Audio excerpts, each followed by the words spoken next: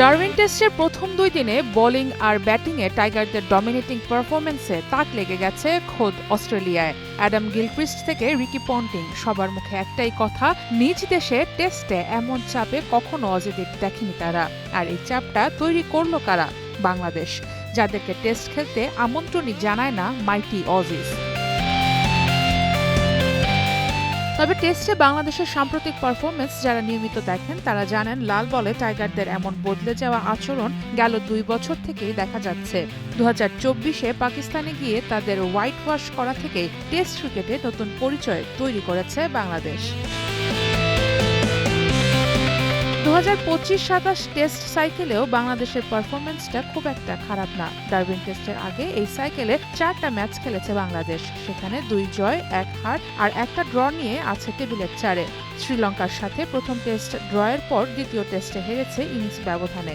এরপর পাকিস্তানকে ঘরের মাটিতে করেছে হোয়াইট ওয়াশ। আর ডারউইনে বাংলাদেশ যেভাবে ডমিনেট করছে সেটা যদি চলতে থাকে তবে সেখানেও নতুন আরেকটা ইতিহাস লেখার স্বপ্ন বুনছে শান্তর দল। টাইগারদের সাদা পোশাকে এমন পরিবর্তনের পেছনে বেশ কিছু জায়গা রয়েছে। প্রথমত পেস বোলিংয়ে বড় পরিবর্তন। সবথেকে বড় কারণ সম্ভবত পেস আক্রমণের এই উন্নতি। আগে বাংলাদেশ টেস্টে অনেকটাই স্পিন নির্ভর ছিল। এখন হাসান মাহমুদ, শরীফুল ইসলাম, নাহিদ রানা এই পেসাররা নতুন বল ও পুরনো বলে ম্যাচে প্রভাব ফেলতে পারছেন। ডারউইনে এর সবথেকে বড় প্রমাণ হাসান মাহমুদের ৫৫ রান নিয়ে ৬ উইকেট নেয়া। অস্ট্রেলিয়াকে ১৯৮ রানে অল আউট করার পেছনে তার নেতৃত্বে বাংলাদেশের পেস আক্রমণই মূল ভূমিকা রেখেছে।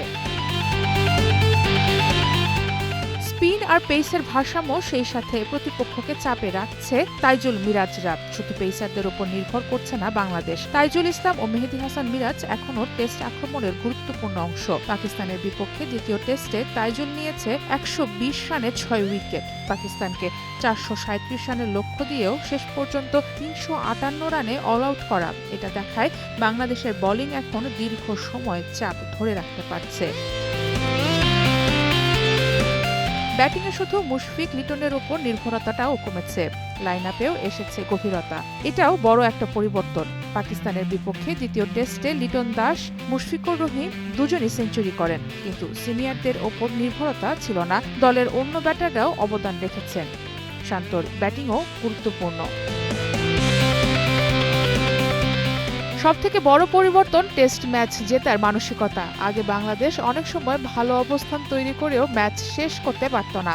এখন দেখা যাচ্ছে লিড নেওয়ার পর সেটাকে ম্যাচ জয়ে পরিণত করার আত্মবিশ্বাস। পাকিস্তানের বিপক্ষে দ্বিতীয় টেস্টে বাংলাদেশ প্রথম ইনিংসে বড় স্কোর করে পাকিস্তানকে ৪৩৭ রানের লক্ষ্য দেয় এবং শেষ পর্যন্ত জিতেছে তারা ৭৮ রানে, অর্থাৎ ম্যাচের ৫ দিনই পরিকল্পনাটা ধরে রাখতে পেরেছে। ওয়ানডে আর টি-টোয়েন্টির বাণিজ্যিকীকরণের যুগে শান্ত, তাইজুল, হাসানের পারফরমেন্স নতুন আশা দেখাচ্ছে ক্রিকেট ভক্ত বাংলাদেশিদের।